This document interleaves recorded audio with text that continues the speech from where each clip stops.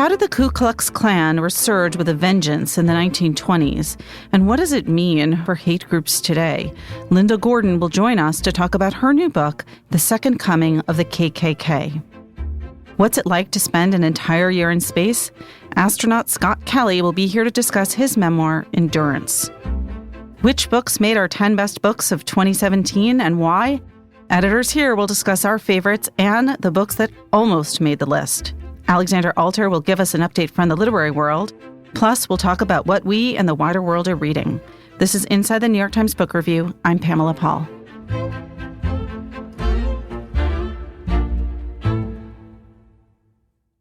Linda Gordon joins us now. She is a professor of history at NYU and a two-time winner of the Bancroft Prize. And her new book is called The Second Coming of the KKK, the Ku Klux Klan of the 1920s and the American Political Tradition. Linda, thanks for being here. I'm so pleased that you have me. So the inclusion of the American political tradition, I assume you included that phrase very deliberately. Why? Yes, I did. Well, because I wanted people to understand that we have a long tradition of this kind of bigotry in the United States. Now, the Klan of the 1920s intensified it and spread it beyond previous boundaries. Mm-hmm. But I think we have that strand that sometimes remains relatively underground and sometimes appears above ground. So I wanted to situate it in a longer period. Well, we'll get to the obvious contemporary implications and parallels later. But let's situate this in the time period you're talking about in the 20s. It's called the second coming of the KKK. What was the first coming? And then there was a third coming, and I probably can argue a fourth coming. But let's talk about those three waves first. The first Klan was established in the South immediately after the Civil War. Mm-hmm. It was allegedly a secret society, although I am quite sure, since a number of historians have shown, that plenty of people knew exactly who the Klansmen were. And it had one single purpose, and that was to see to it that the newly and freed slaves would be subject again to white legal supremacy and white economic domination. And they did that through violence. Over time, they lynched more than 4,000 people. And the first Klan was literally a terrorist group in the original sense of terrorism, meaning that its lynchings were not just directed at particular individuals, but were intended to intimidate. The second Klan was a very different animal. It continued to imagine itself as a continuation of the first Klan. But very early on, starting in about 1920, its founders realized that going after African Americans only would not have much traction in the North because there weren't very many African Americans in the North at that time. Furthermore, it was a kind of backlash against the large waves of immigration that had been pouring into this country, most of whom were not Protestant. So the Second Klan directed its enmity against Catholics and Jews. It was mainly nonviolent, although there was some vigilante action. And also, unlike the first Klan, it included women. Mm-hmm. First of all, it was a mass movement. The male membership was somewhere between 3 and 5 million people. The female membership, about 1.5 million. And secondly, its primary strategy was electoral. They were very sophisticated at getting out the vote. Not so secret at all. It was not the least bit secret. They advertised publicly in newspapers. They had spread placards all over inviting people to meetings. They sent lecturers all over the country. I want to situate this a little bit in time just to get a sense of it. So the first wave was in the immediate aftermath of the Civil War. It didn't end then. It overlapped with the second wave? Exactly. And it continued its original strategy of violence. Mm-hmm. The second wave could be conceived of as a sort of new branch of the original one, but it came to vastly outnumber them. At what point does it die off and then the third wave begin? Or does it? The second Klan rose very quickly and collapsed very quickly. I wish I could say that it collapsed because of a lot of protest movements, but that's not the case. It collapsed really due to internal corruption and scandals. It never died. There were continuing members of the Klan. Many of them in the 1930s went into neo-Nazi groups. But really, it shifted and merged in many ways into the white citizens' councils. And that could be called the Third Coming. These were councils created immediately after the Supreme Court's decision prohibiting school segregation. Mm-hmm. And the white citizens' councils were developed to set up what were called segregation academies, private schools, so that their children did not have to go to school. So this was the 1950s and into the 60s, this third wave. Right. Then, of course, what we might call the Fourth Coming is what we're experiencing now, except it's important to keep in mind that right now the Ku Klux Klan is only one of many small, decentralized, white nationalist alt-right groups.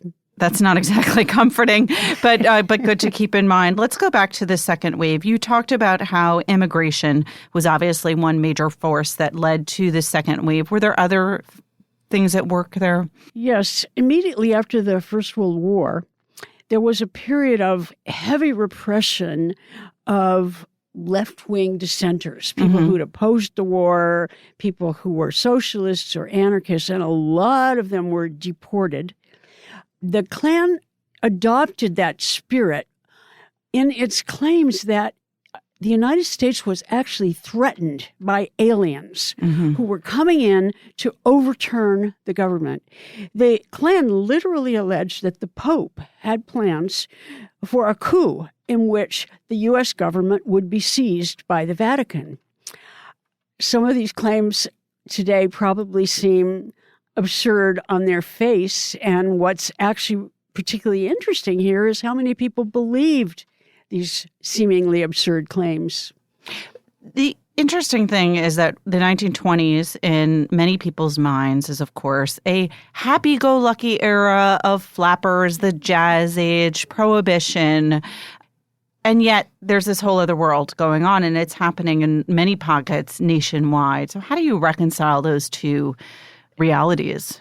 One thing I need to say, though it's an uncomfortable fact, is that I think the Klan provided a lot of fun for its members. Mm-hmm. They had so many clubs, leisure activities, pageants, picnics, that a family could spend all of their leisure time within a Klan community. And secondly, the local chapters, which the Klan called Klaverns, they like to start every word with a KL, they were really taking the place of fraternal orders and sororal orders, in which there was a lot of camaraderie. There was a lot of networking for businesses and for jobs. So it's wrong to think of the Klan as a kind of always angry. But on the other hand, its bigotry was expressed publicly, loudly, on the basis of something that is characteristic of all demagoguery, and that is building fear. The anger against Catholics and Jews was fueled by these claims that they were really plotting.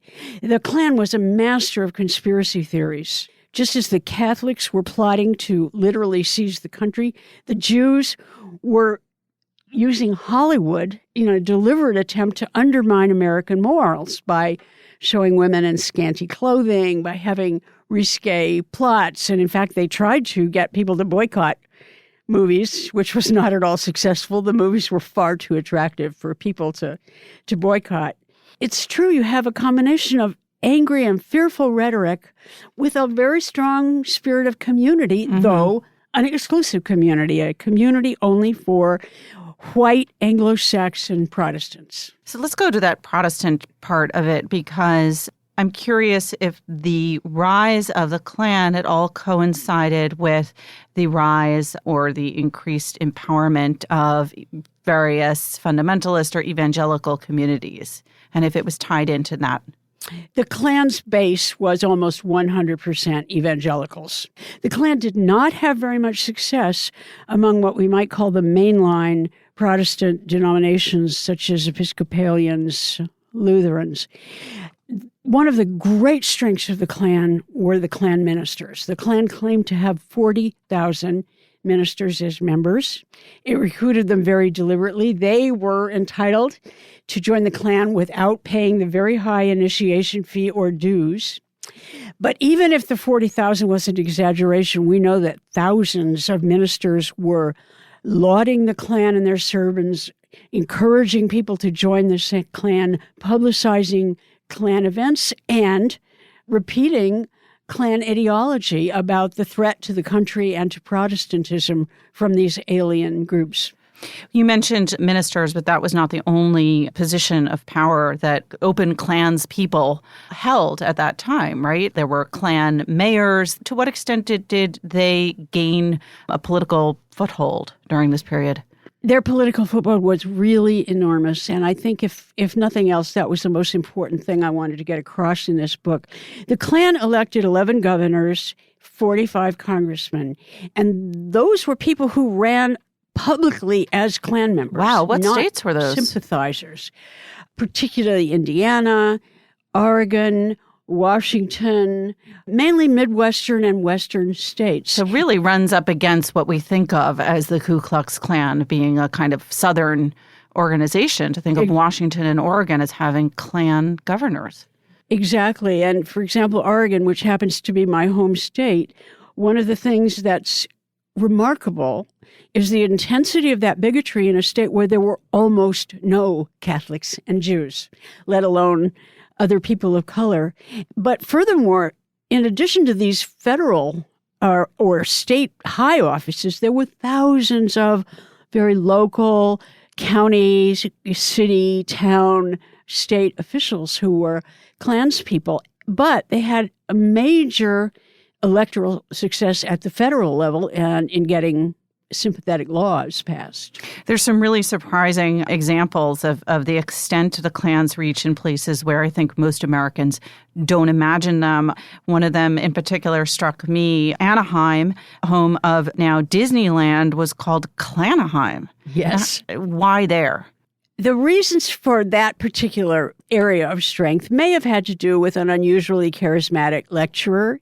It may have had to do with the fact that this was a time when almost an increasing number of the people who worked in the vast agricultural fields of California were Mexicans, who were doubly stigmatized because they were not only not white, but they were Catholic. But Anaheim was not alone. For example, in Madison, Wisconsin, which we now think of as a very liberal place, the Klan was a registered fraternity, and the police chief said, most of my employees are Klansmen.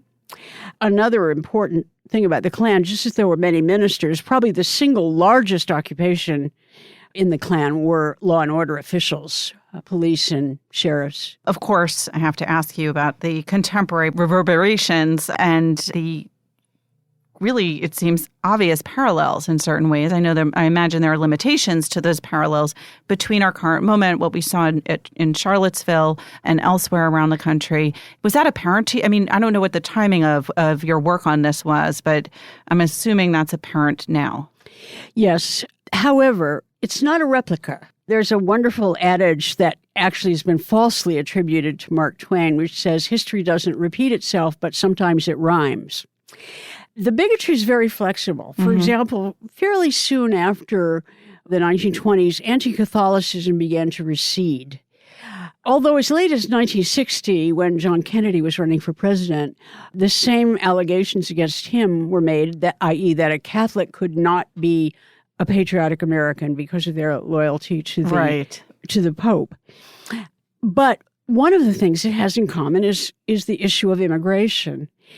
The Klan's biggest legislative victory was the 1924 Immigration Restriction Act, the first time the U.S. government restricted immigration, and it did so on the basis of setting quotas for different groups. And these quotas enacted into law exactly the Klan's hierarchy of who were the superior and desirable groups and who the people who had very small quotas were the undesirable groups. So it's not surprising that immigration, once again, seems to people to be threatening. It shows, first of all, the flexibility of the targets, that you can change targets but have the same spirit there. But it also shows something else that I think is remarkable, and that is the claims that are somehow impervious to the facts. The claims in the 1920s that immigrants were stealing American jobs were absolutely false.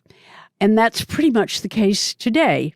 I think the other thing that you have in common with this is a kind of demagoguery that takes people's grievances and blames them on subordinate groups. Mm-hmm. They always blame downward. They never blame upward. Right. So they're blaming these poor new immigrants for their problems rather than Wall Street or the large corporations. And that's happening again today. Yeah, that part keeps repeating itself. I'm just going to end by quoting from our review of the book, which was by Clay Risen, who is an editor on the op-ed page here at the Times. He says, "They say the job of an anthropologist is to make the familiar strange and the strange familiar. Something similar goes for the historian. I can think of few books that accomplish this task as well as Gordon's. In her telling, the Second Klan is at once utterly bizarre and undeniably American. The 2010s may not be the 1920s, but for anyone concerned with our present condition, The Second Coming of the KKK should be required reading." So that's quite an endorsement. Congratulations. Thank you. And thank you again for being here. The book is called The Second Coming of the KKK, The Ku Klux Klan of the 1920s, and the American Political Tradition by Linda Gordon.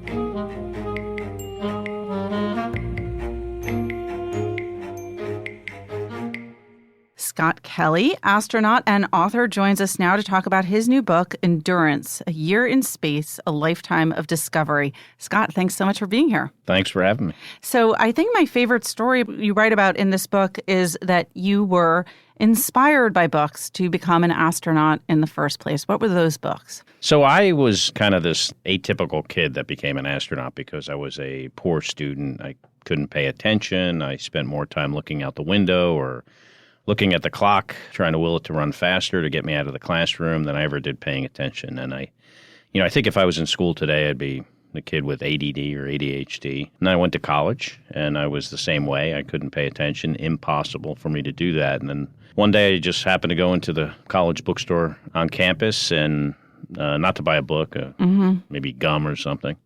And I saw this book on the shelf, had a cool title, red, white, and blue, looked like I should pick it up. And I did. And I read it, and it was The Right Stuff by Tom Wolfe. And just the way Tom writes, that captured my attention, and it made me think, I have traits in common with these guys at the time that became astronauts. And I thought, if I could solve my one thing of paying attention and being a better student, maybe I could fly airplanes or even fly in space someday. So did that motivate you then as a student to pay more attention, to be more diligent in your studies? That was my inspiration. Not having read that book, I know I would not be sitting here today talking to you. It wasn't a change that I made overnight. It took years for me to teach myself how to become a better student and focus and be able to prioritize. And, fast forward 18 years later from the day I read the book, The Right Stuff, almost to the day I was flying in space for the very first time. As a NASA astronaut. I mean, the other very remarkable thing about your whole trajectory, of course, is that your twin brother, Mark, also an astronaut. I mean, whose idea was it first? How did that happen? We had a different path. When we were in the 8th grade, my dad sat the two of us down, him and I, and explained that, we were not good students, and he was going to start, encouraging us towards a vocational career or education, a later career. And my brother thought, well, I want to go to college. Wait a minute. And he immediately started getting straight A's. Me, on the other hand, had no recollection of this conversation whatsoever because there probably was a squirrel running outside the window. But then, we were together as test pilots in the Navy, and we both applied to the space program independently of one another. But just kind of like every Navy test pilot does of that era when the space shuttle was flying. And we were both fortunate enough to get interviews, and we did well enough, and we got selected. Were you competitive with each other? Never with each other. Only sometimes it may seem that way because we're joking. Right. But it's all just in jest. You don't say well, I spent longer in space than you did. And Well, I did. You can't argue with that. I mean, you set 2 records. You probably have set more, but having spent the most cumulative hours in space and then also the longest amount in space for an American astronaut. Was that the goal of this mission? What was the idea behind having you spend a full year in space? So the idea behind me spending a year there and with my Russian colleague, Mikhail Kornienko, is that someday, whether it's sooner or later, but someday we're going to venture to Mars and elsewhere in the solar system. And right now, we have this International Space Station, has an incredible capability to do science of all different types.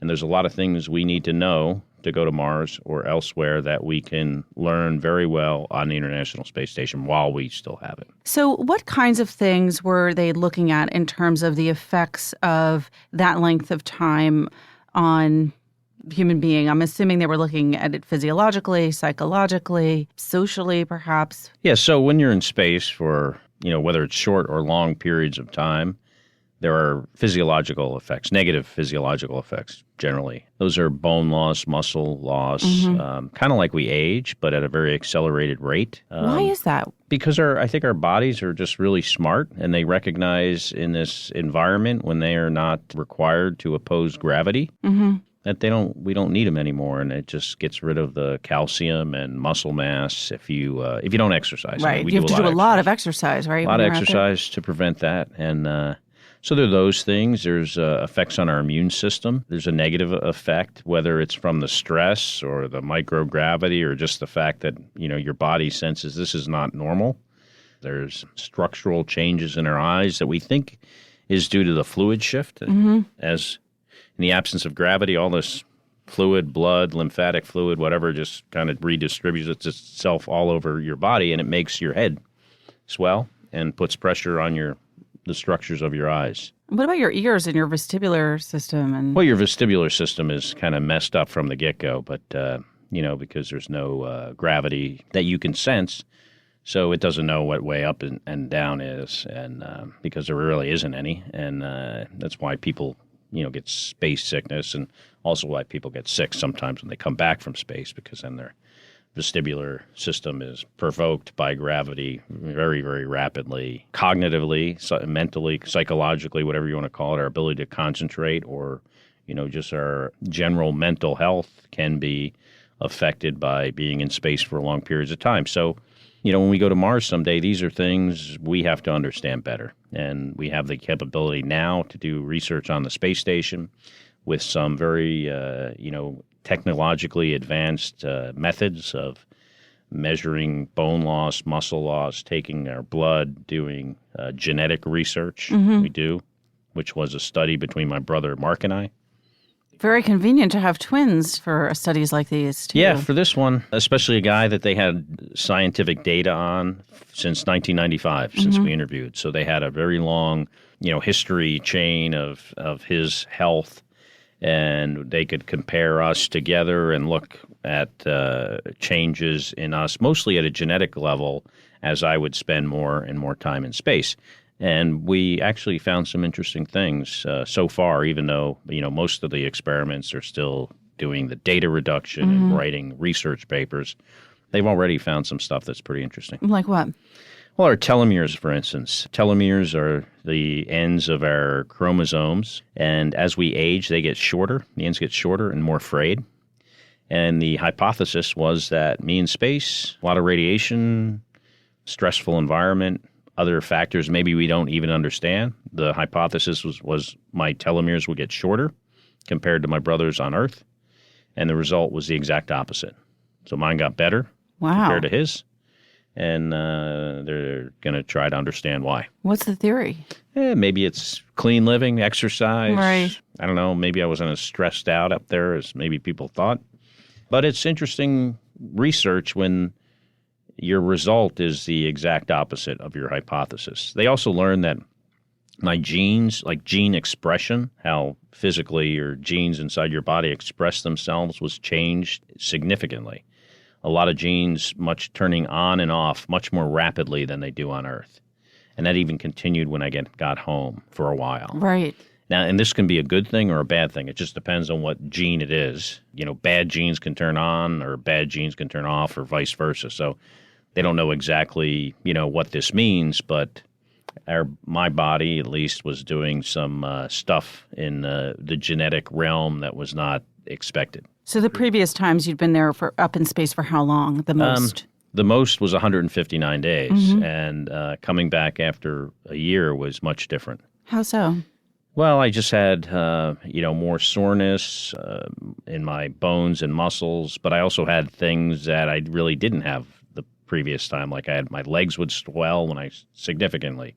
When I would stand up, I could feel the blood rushing out of the top of my body down into my legs. I could see my legs swelling. Wow. I was nauseous for a week, had some flu-like symptoms I hadn't experienced previously. I had rashes and hives anywhere my skin had touched anything. And that lasted a couple of weeks. So clearly there is some in the curve of, physical symptoms. There is definitely a change there somewhere between, 6 months and a year. Now the question is, does this continue like exponentially or does it level off? It seems like the bone loss had leveled off. Like I didn't lose twice as much bone because I was up in space for twice as long. The same thing with the muscle mass. But I think we understand that better and the exercise helps us. But other things, the jury's out and we'll continue to look at this. And do you still feel anything different? Yeah, physically I have no symptoms. I still have changes in the structure of my eyes, but it doesn't affect my vision. And I would suspect I probably have some effects of all the radiation we get, as do a lot of astronauts, and hopefully we'll never find out that will cause us any problems. What's it like? What was it like those first few moments when you're back on Earth after a year? Oh, it's unbelievable. I mean, when they open the hatch and fresh air rushes inside and it smells like the first time you breathed fresh air in your whole life in the capsule. Gravity kind of gives you a beat down. What do you mean a beat down? Like, what does that feel like? Without living in gravity for a year, you feel like you weigh like 1,000 pounds at first and you're dizzy, you're nauseous. It sounds in a way like the effects coming back were harder than the effects of being in space. Yeah, I would say so. The physical effects. There's certain discomforts you have living in space for a long period of time that in some cases never really go away. At least I had never experienced them going away completely, like, a little bit of a, full head and your head feels a little bit, there's too much fluid in it, that kind of thing. There's the carbon dioxide levels on the space station are high and it affects people different ways, but there can be, headaches and burning eyes and congestion. So there are things on the space station that, you have to live with living there for long periods. But if you're just looking at like a brief moment in time, a couple of weeks, coming back is definitely for me harder than going. And were you sleeping? You said you never slept better when you got back. What is it like sleeping up there? I think people fantasize that sleeping in space would be the greatest thing, right? Because you're just floating there, right? No pressure on you. But there are some advantages if that you have like shoulder pain, or I got pains all over that. Being in space alleviates those pains. But then there are other things that you have symptom-wise that are a result of being in space. Your back may hurt differently because now your spine's elongated.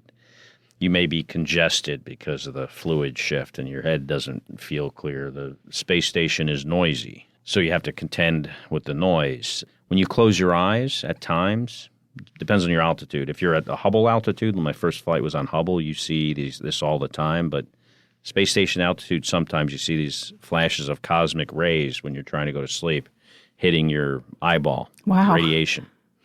And it's a little bit of distraction when you're trying to go to sleep. It's also a distraction when you realize not only did that cosmic ray just hit my eyeball, it also went through my brain. Oh, yeah. So, but the biggest thing that makes sleeping hard in space is that on Earth, sitting here or walking around, we are opposing gravity all day. And then when we get home, you sit on the couch, you're more comfortable. You lie in the bed, you're even more comfortable than we were on the couch. But in space, when it's time to go to sleep, basically you just close your eyes. I mean, because Whether you're working on a computer or an experiment or watching TV or eating, whatever you're doing except exercising, you're generally not expending any energy. And you're in this like fetal floating position, and when it's time to go to sleep, you're still in that same position, no change. All the signifiers are on. Yeah. Well, I've been focusing on more of the negative aspects, but I'm curious if there were things that you saw, that you experienced in a year in space that you didn't get on those shorter missions, things that you grew to appreciate. Looking at the Earth and the fragility of the atmosphere. I mean, our atmosphere looks like a thin film over the surface. Has it changed since you've started flying? The atmosphere hasn't. I mean, it's always thin. Yeah. What I will say changed that, and this is, a subjective thing because I didn't measure, I don't have data to support this, but, it seems like certain parts of the world have more pollution than when I first started flying in 1999. Certain parts of, like over India and eastern China, almost always covered in pollution. That's really visible from space. Oh, absolutely visible. More fires over Earth. So California burns a lot these days. Yes. Right? And that smoke is visible all across, you could see that smoke going all across to New York from a fire in California. Deforestation, definitely notice that over, the 16 years I was flying in space. So there's that perspective you get on the environment and the atmosphere. Weird storms, larger storms. There's also, the orbital perspective you get from looking at generally a beautiful planet. If there was one thing that you could share, some kind of experiential thing from being up in space with people who are down here and are never going up, if you could in some way bottle it or capture it or impart it to people, what would it be? Well, my career at NASA spanned 20 years. I had the privilege of flying in space 4 times on a Hubble mission to repair that telescope, which has done amazing things and given us incredible insight into, our role in the universe, I think, which is very small. I was the commander of the space shuttle. I was the commander of the space station on 3 different expeditions on 2 flights, especially with regards to the space station. The fact that we built this million-pound structure while flying around the Earth at 17,500 miles an hour in a vacuum, in extremes of temperatures, plus or minus 270 degrees. Put these modules together, like soda cans, but giant, big space station modules, different rooms, connected them together, some of which had never touched each other before on Earth. They had to fit perfectly together in space. And constructed by this international partnership of 15 countries, different languages, different cultures, different technical ways of doing things. How this space station, building this and operating it for the last 18 years now, is, I'm convinced, the hardest thing we've ever done. And if we can do this, we can do anything. I mean, if we want to go to Mars, we can go to Mars. If we want to cure cancer and we put the resources behind it, we can do that.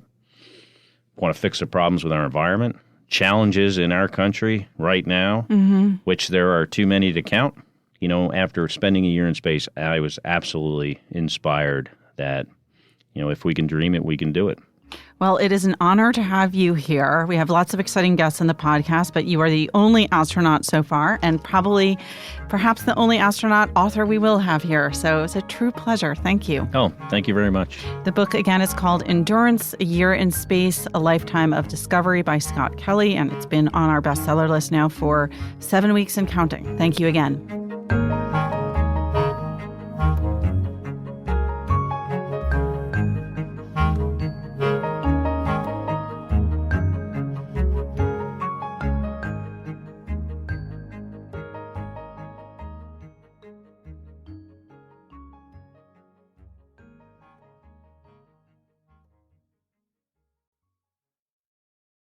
We're going to talk for a moment about our best books. And before we do, I will, with a little drum roll here. These are our 10 best books of 2017. In fiction, Autumn by Ali Smith, Exit West by Mohsin Hamid, Pachinko by Min-Jin Lee, The Power by Naomi Alderman, Sing Unburied Sing by Jesmyn Ward. And then in nonfiction, The Evolution of Beauty, How Darwin's Forgotten Theory of Mate Choice Shapes the Animal World and Us by Richard Prum, Grant by Ron Chernow, Locking Up Our Own, Crime and Punishment in Black America by James Foreman Jr., Prairie Fires, The American Dreams of Laura Ingalls Wilder by Caroline Fraser, and Priest Daddy by Patricia Lockwood. We won't talk about all of them, but I want to welcome some of my colleagues here at the Book Review, and we will talk about some of them and also about some of our favorites that nearly made the list but didn't. So joining us now, Greg Coles, Maria Russo, and Gal Beckerman. Thanks for being here. Thanks, Pamela. All right. Let's start with fiction and talk about a few of our favorites. Greg, do you want to start us off? Sure. Why don't I start off by talking about Jesmyn Ward's Sing Unburied Sing, because I just read that one. And what I want to say that I really responded to in it, on the surface, it is a basic road trip novel. It's a mother and her friend driving her 2 young children to visit their father and the friend's boyfriend in prison in Mississippi, where the father is being released. The mother is Black. The father is white. He's been sentenced on a drug crime, and the mother and the friend are addicts and in fact, make a stop along the way to pick up some meth that they're planning to sell. So it's this very kind of impoverished story of addiction and the danger that the children are in. But what has grabbed me in the book from the start really is all of the sibling relationships in it. Interwoven in that story of the road trip, you get the story in italics of the children's grandfather, the mother's father, who is also raising these kids. Mm-hmm. And he served time in the same prison, Parchman, in Mississippi, back when he was a teenager with his brother. And his brother went crazy subsequently. And you get the story of the brothers there and what was essentially kind of slavery in prison at the time. Then you get the story of the mother and her brother who was murdered in a very kind of racially motivated murder by some of his football teammates. And so you get the grief and the lack of that sibling relationship. And then Jojo, who's essentially the main character of this book, it really has kind of chief responsibility for his younger sister, Kayla. And she clings to him almost as like a father figure. And you get this very tender relationship between the two of them. And so you see these siblings kind of protecting each other and just relying on each other through the generations and how that plays out. And it's she handles it beautifully at the same time that there's this kind of compelling narrative motion with the road trip and the danger that the kids are in through being with a drug addicted mother.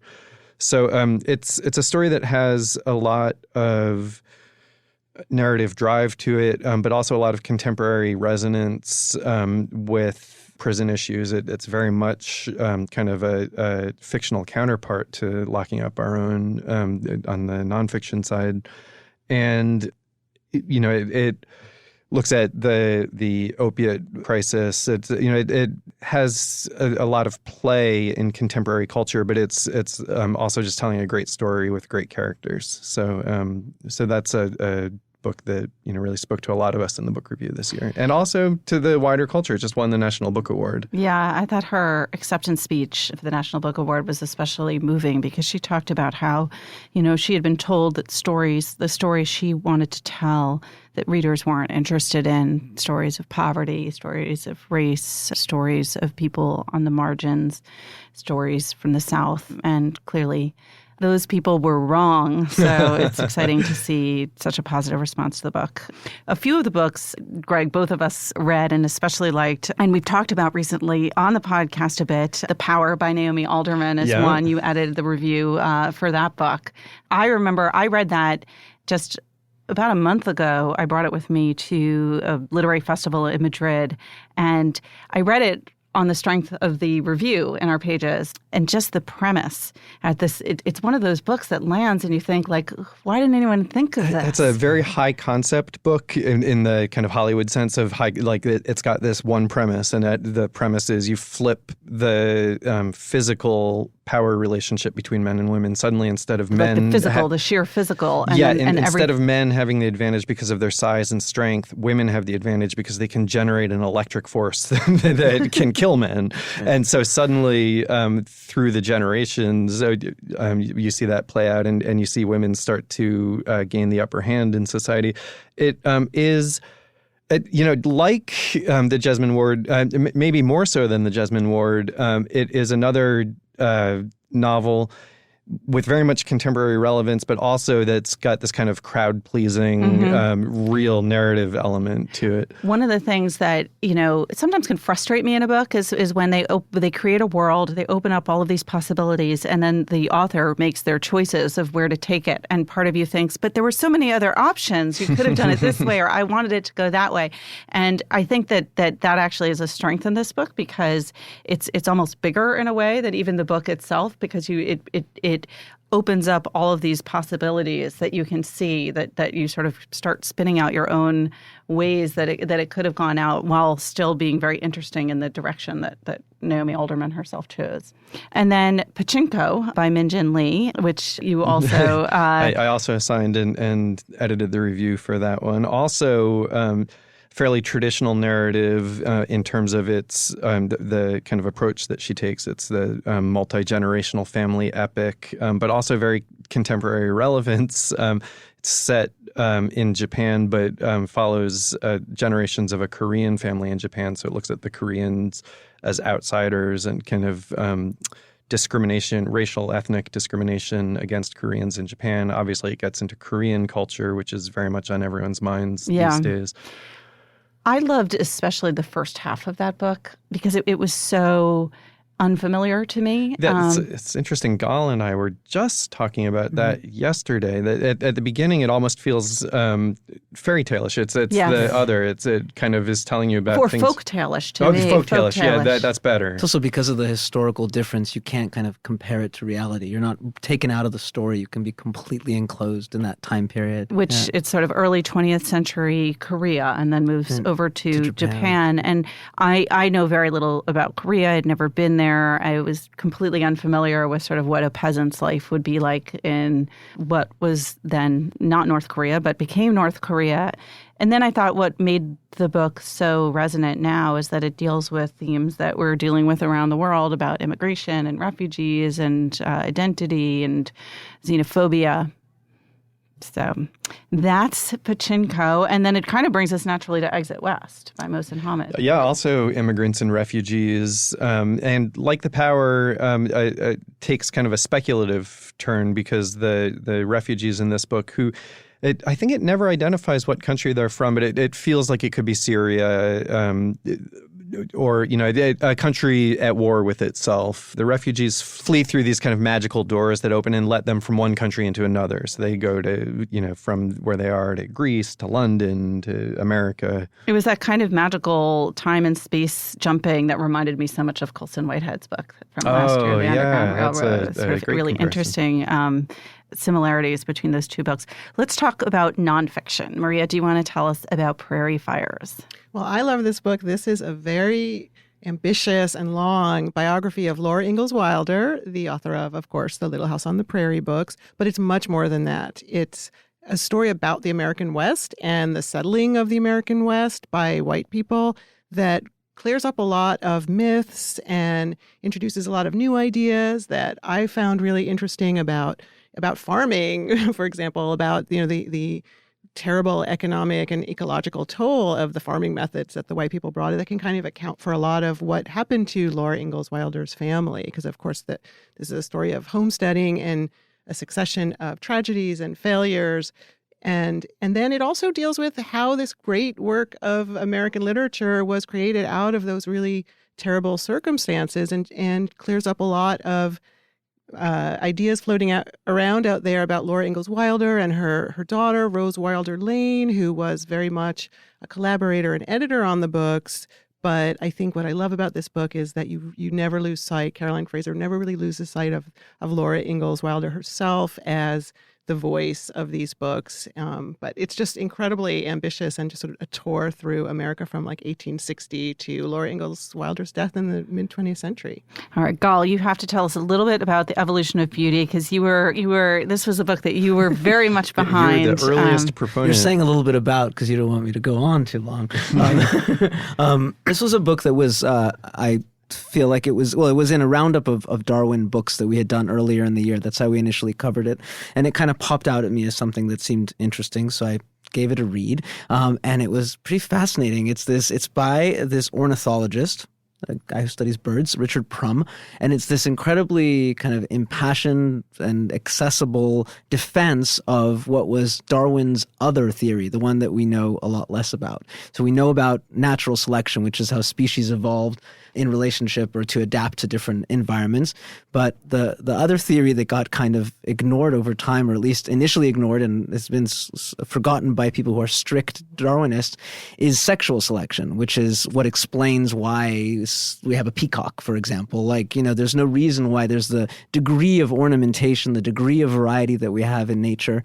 And sexual selection is actually kind of a subversive theory, because it says that the female, mostly of the species, is the one that kind of chooses based on aesthetics. He calls it beauty, which is like a human concept that he allows the animals to have, other animals to have. And based on aesthetic preference, the female of the species chooses what she likes in the male. And that through a process of coevolution, meaning that like the female chooses that in the male, and the male evolves to kind of adapt to what she wants, there is the crazy variety that we see in nature. And so initially this theory of Darwin's was rejected by the Victorians, who couldn't stand the idea that like women and females out in nature would have that much power over the evolution of the various species. But he makes a very convincing case that it's the only way to explain things, that looking at natural selection by itself doesn't really give us the full picture. I feel like it's great that he's an ornithologist, because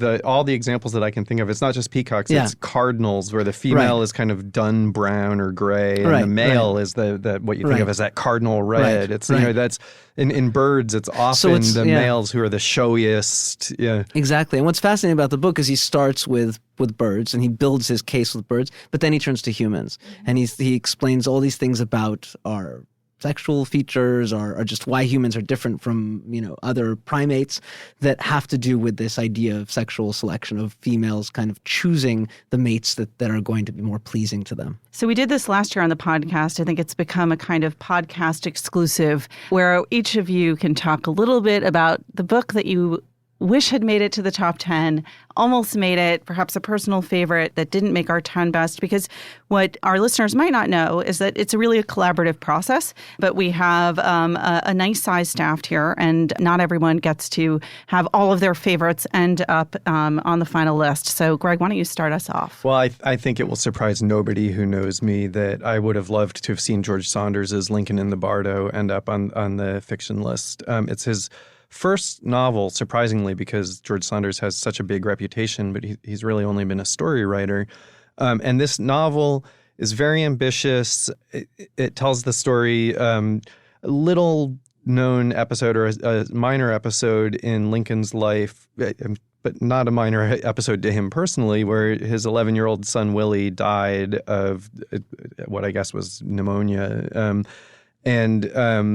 It is set in the night that after Willie has been buried and Lincoln is in the graveyard visiting him. But the way the book is structured, it's got this Spoon River anthology or oral history type feel, where you get snippets of monologues from inhabitants of the ghostly inhabitants of the graveyard. You get letters and histories from people who worked in the White House, or historians, contemporary historians of the day, and also now looking back to piece together this story. And it is heartbreakingly sad at times in all the grief stuff, and also just uproariously funny, the stories of how the ghosts ended up there, and kind of it builds to a theory of the afterlife that, it's hard to know if this is a theory that Saunders himself believes in, but is a very philosophical book too, as it goes on. It's funny, that book, of course, won the Booker this year, the Man Booker Prize. And I was talking recently with an editor at one of our British counterparts, Literary Book Review in London. And we were talking about why we thought that possibly that book had resonated so much in England. Right. And one theory is that because there was the question of like, wow, a second American in a row, it's not their turn, darn it. They got their winner last year with Paul Beatty, The Sellout. But the theory was that this is a kind of America that the British like. It's Lincoln, it's ghost stories, it's nostalgic, and it's about fathers and sons, and that there's a kind of Americanness to that particular story that they thought would appeal to the Brits. Like a 19th century kind of Henry James type of... Yes, exactly. All right, Gall, what was your also ran? I really liked Maya Jasanoff's The Dawn Watch, which also just came out pretty recently. And she's a Harvard professor who wrote a book about Joseph Conrad. But it's an unusual book in that it's both kind of a biography of Conrad, but using Conrad's life and his works to say something about the first era of globalization at the turn of the 18th to the 19th century. And she follows the narratives of his book to basically make an argument that Conrad was kind of ahead of the curve and saw these big changes that were happening, big migrations, changes, technological changes, and that his books are really kind of a reflection of the anxieties that come along with all of that and some of the promise of it. And it's a pretty amazing book in that it combines both kind of literary criticism, but these other features, of biography and of kind of a deep research into the places. She also interestingly went and traveled to a lot of, like she traveled along the Congo. She took this kind of transatlantic trip into the Indian Ocean to kind of experience what it was like to see the world from a boat at that period of time. Yeah, I have a fantasy of sorry, never mind. I want to hear. No. I mean, when I read Conrad, I always feel that longing that it would be so hard to replicate the life that he lived, especially for a woman. There were not many women in the merchant marine, and obviously that period is long past. So I think that's interesting that she got to at least approximate it in her travels. Maria, you have a novel I know that you wished had been there. I thought Matthew Clam's Who is Rich would have been a fantastic dark horse choice for the book review this year, because it's not the kind of highest brow, shall we say, literary book. It's a dark comedy of manners. It seems like it's just sort of sending up contemporary life and contemporary mores. But I think if you go under the surface, there's some really powerful emotional work that's being done in that book. And there's a lot of social critique. So I'll tell you the big story is it's a guy who goes off, who is a writer, whose wife earns most of the money in their marriage. And he takes care of the kids, and he has one big thing happening in his career, which is that every year he gets to go teach at a writers' conference for the weekend. And while he's there, he conducts an ongoing affair with a very wealthy woman, a one-percenter. And so the novel is one summer he's back there, and they start up again their affair. So it's so funny and it's so dark, and yet it's saying some really important things, I think, about shifting features of our culture that have to do with gender and power and money and love and marriage that I think can be really revelatory and painful, all the while that you're laughing. So I thought that book would have been a good choice for us. I think when I talked about it on the podcast before, I said that I'd never read a book that was so depressing and so funny, like on every page. Well, we like that, depressing and funny. All right, thanks, guys. Thanks, Pamela.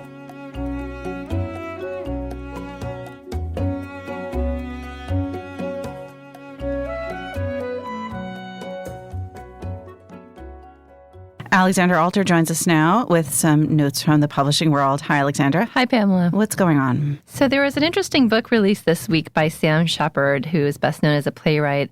And of course, as everyone knows, he died this past July at his home in Kentucky. He was 73. And at the time he died, few people knew, apart from his family and closest friends and collaborators, that he was suffering for many months before from Lou Gehrig's disease, or ALS, which causes paralysis. Mm-hmm. While in the months that that he was getting treated for this, and as his condition was worsening, he was actually working on a final book, which was released this week by Knopf, titled Spy of the First Person. And what's so fascinating about the book is that while it does draw on many of the themes that have preoccupied him throughout his career, it's really clearly him wrestling with this condition. It features a narrator who is describing this debilitating medical illness that he has and his paralysis, and is addressing his children and sort of telling them things he wants them to know at the end of his life. So haunting. And it really is. And given how private he was in his life and writing, that he would take his final work and sort of use it to explore what he was going through was fascinating. And I was able to speak to his daughter, Hannah Shepard, who helped him write the book, basically because he was paralyzed. He couldn't write by hand anymore, which was how he preferred to write, or use his typewriter. So she set up an audio recorder, and he was able to dictate the whole entire book. His sisters transcribed it. Their names are Sandy and Roxanne. And his two sons were involved, too, in helping, get the manuscript to Knopf. And his friend Patti Smith, the singer-songwriter, also helped him edit it and shape it, and she traveled to see him in Kentucky and worked with him on it. So it was, the people I spoke to who were involved said it was while it was a sad thing to go through given what he was going through at the end of his life, it was sort of a positive experience that they were able to collaborate with him in this unusual way and basically facilitate the creation of a book when, he couldn't do it on his own.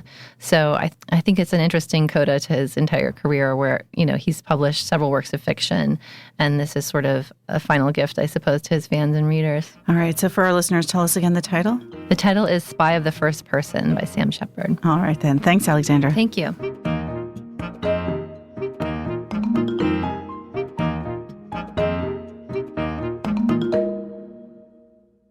Joining us now to talk about what we're reading, my colleagues, Greg Coles, John Williams, and Jen Salai. Hi, guys. Hey, Pamela. Hi, Pamela. So I think we'll focus mostly on what we're reading because on the bestseller list, there's not much news except 2 titles, Greg? As far as I can remember, there are just 2 new titles. One is an extension of the Tom Clancy Jack Ryan series. Clancy died in 2013, but immediately after his death, somebody who had been collaborating with him before his death continued the Jack Ryan series. That was Mark Graney. And then Putnam, who published Tom Clancy, turned to other writers to kind of expand that series and continue them. And so now the latest one has come out. A guy named Mark Cameron, who's a thriller writer in his own right, has just written the latest Jack Ryan book, and that's on the list. So death can't stop Jack Ryan. And then also a Danielle Steele book is also new on the list. As far as I know, those are just the only 2 new titles, fiction or non. So people have kind of settled into what their holiday book choices are going to be. Yeah, we'll see, if that changes as they start buying books for other people. And speaking of continuity, you were reading, it looks like a book that you were reading last week, Greg. No, last week I was still reading Jesmyn Ward's Sing Unburied Sing. This week I am reading Joan Silber's new novel, Improvement. There are actually similarities, especially on the surface level, between the 2 books. Like Sing Unburied Sing, Improvement opens with the story of a young mother whose boyfriend is in prison on a minor drug offense. When the book opens, she's going to see him. So all of that kind of has an overlap with the Jesmyn Ward. They are very different books, though. Silber, throughout her career, she's often been compared to Alice Munro, and this book really evokes Alice Munro in her tone, which is clear and direct and understated, maybe a little bit wry, but also it evokes Alice Munro in its centrifugal effect. The story just keeps spiraling outward, wider and wider in a way that can be a little bit disorienting and kind of giddy. It's the very opposite of self-contained. It just gives the sense that everything is connected in more than an abstract or theoretical way. This is very much a novel about culture clashes. The young mother and her boyfriend are another interracial couple, as in Jesmyn Ward. It's a book that's partly about the impulse to know another culture, but also kind of the deep immersion that requires and the risk of doing it only superficially.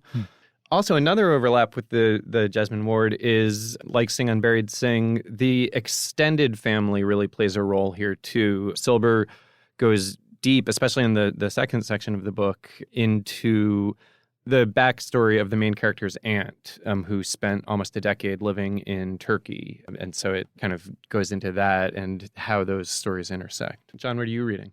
I'm reading two very slim but powerful books. One is incredibly slim. It's pamphlet size. It's about, it's a small paperback, and it is literally 60 pages long. We have online, as of today and in the paper this weekend, our three daily book critics' favorite books of the year. And Parl Sagal, our old podcast buddy, included on her list this book that had kind of escaped my notice when the book review covered it a few weeks ago, called These Possible Lives by a woman named Fleur Jaggi. I think that's how you pronounce it. Her last name is Jaegggy. I believe she's Swiss and Italian. And this is a book of three very brief, highly condensed sort of biographies of three writers: Thomas de Quincey, John Keats, the poet, and a writer who I hadn't heard of before, Marcel Schwab, who I think is a French, maybe magical realist. These are just very lovely, elliptical, and kind of obviously they take some liberties in condensing these lives because each one is about 20 pages long and short pages. But they're very lovely, and I'm glad that Parl brought them to my attention again. And then the other book, I'm continuing sort of catching up with some of the early Cormac McCarthy books that I hadn't read before. And I know I mentioned The Orchard Keeper a couple of weeks ago, which is a book that I spent half the time, I think, just trying to figure out what was going on. It's a very, very dislocating, confusing book the way it's told.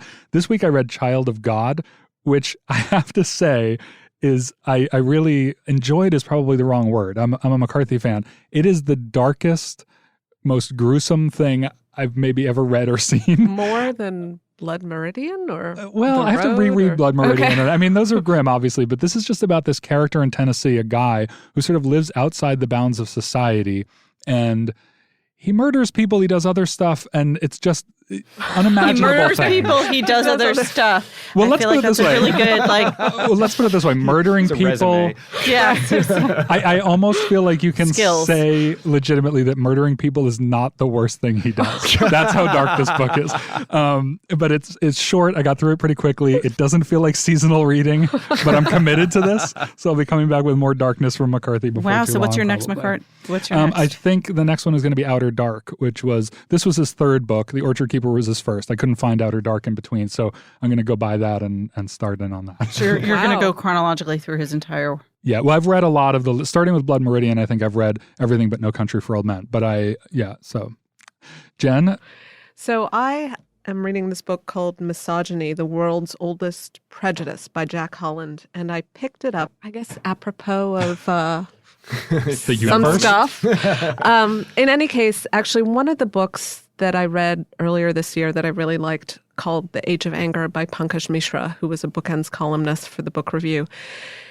I think in an interview somewhere he had mentioned that one of the things that he had been trying to find when he was researching his book was a feminist history, and he was having a hard time finding something that he could use for his research. And I found a copy of this book, which was published, I think, originally it was intended to be published about 10 years ago, but the author died right after handing the manuscript to his publisher. And then, according to the introduction written by the daughter, one of the publishers said that they just couldn't publish it. And so finally, it was published eventually. Who is the author? The author is, so his name is Jack Holland. He apparently wrote a lot about Northern Ireland. He's an Irish writer, I believe, although I think he might have lived for a time in the United States.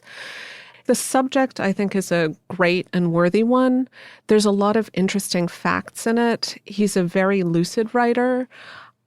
And I was trying to figure out what my problem with the book was. And I think it partly has to do with the fact that it's, and I mean, maybe understandable for the subject, is just sort of unrelenting. He starts in 8th century BCE with the myth of Pandora, and then takes it up to the present day. For that reason, at a certain point, you just sort of feel like, okay, so they still hated women. It's been 3,000 years. And I mean, I will say that it's very much, it's extremely accessible. I mean, he sort of runs through 3,000 years of history. He's trying to present the highlights, if you will. They're lowlights. Or lowlights. When tackling a subject like this, and I was trying to think, like a book like The Second Sex, I think in a way, even though it's much larger, it's in a way more readable. I don't really know why. I mean, he does make this very good point, though, but he makes it again and again and again, which is essentially that women throughout history have been placed into this double bind where, on the one hand, during the time of, say, the Enlightenment or the Greeks, that women were very much associated with nature and procreation, and so they were considered lesser on that score because it was something that people at the time wanted to escape. And then during times when civilization was considered suspect, women were associated with civilization. So just no matter what women were associated with, we couldn't win, fashion. Essentially. Yeah. So there is stuff in this book that's definitely worthy. It's just kind of hard to read, especially near the end where we're up to the present day or close to the present day. And if only he were alive. Right, exactly. What would he say? Yeah. Pamela, you've got a cool bookmark there. Yes, I have a very old, well-used Hatchard's bookmark from my favorite bookstore in London. And so I keep it in circulation despite obvious abuse evident. I'm reading Ben McIntyre's book, Operation Mincemeat, with a great subtitle, which is How a Dead Man and a Bizarre Plan Fooled the Nazis and Assured an Allied Victory. I was in the mood for some uplift and just really good storytelling. Anyone who has read Ben McIntyre is a British writer who does these great sort of narrative nonfiction books about spies, essentially, a Cold War and World War II era spies. So he did Agent Zigzag and The Man Who Would Be King and The Englishman's Daughter and A Spy Among Friends, among other books. And this one is just trademark McIntyre. You've read this, John. I have, and I've read Agent Zigzag, which starts incredibly. I mean, it just has such great stories in it. He's a genius, I think, at what he does, which is synthesizing these stories and telling them like stories rather than like history. It's just but the history is in there, which is great too. And he goes on these excellent tangents. Even in telling. So I'm still toward the beginning of this book, but basically a bunch of guys sort of in a cramped little secret chamber hatching spies and counter-espionage schemes come up with this idea of planting a dead man in the ocean off the coast of Spain in order to mislead the Nazis into thinking that the Allied forces are not going to attack via Sicily in 1943, which was the obvious route into Europe because of sort of perceived weaknesses of Mussolini there, but instead to go through the sort of larger attack scheme elsewhere on the southern coast of the continent, Turkey and Spain. And it's great because he talks about the guys who are working in counter-espionage. And we all know that, some of the great spy novelists are former spies. But these guys are all in the room. It's like Ian Fleming and obviously there's Graham Greene and John le Carré and then a bunch of others who've written books that have, are forgotten to the winds of time, but who are prolific novelists. And so it's this great sort of lens into the way in which spying is about creating stories and counter-espionage about creating these stories in the same way that, novelists create stories. So they come up with this idea and they find the first challenge is to find a dead guy that they can use, which, they're just not bodies lying around that you can just be like, oh, I'm taking this sort of, for the greater good. And I hope you don't mind, but this is what we're going to do. We're going to drop him from an airplane into the ocean. And then now we're in a part where he's weaving in the kind of the science of pathology at that time and where it stood. And once they invent this guy who is the person this dead person is supposed to be, they come up with a whole backstory. They're like, well, he liked fly fishing and, and they his dad did X, Y, and Z, and they fabricate an entire life for him. So that's a lot of fun. Tiny moment in this fake plan. Yes. In a big war. Yeah. So that book again is Operation Mincemeat by Ben McIntyre. And so far, I recommend it. Yeah. If you haven't read Ben McIntyre, read Ben McIntyre. Right. Read any Ben McIntyre. All right. Thanks, guys. Thanks, Pamela. Thank you. Remember, there's more at nytimes.com/books, and you can always write to us at books@nytimes.com. Inside the New York Times Book Review is produced by Pedro Rosado from Headstepper Media. Thanks for listening. For the New York Times, I'm Pamela Paul.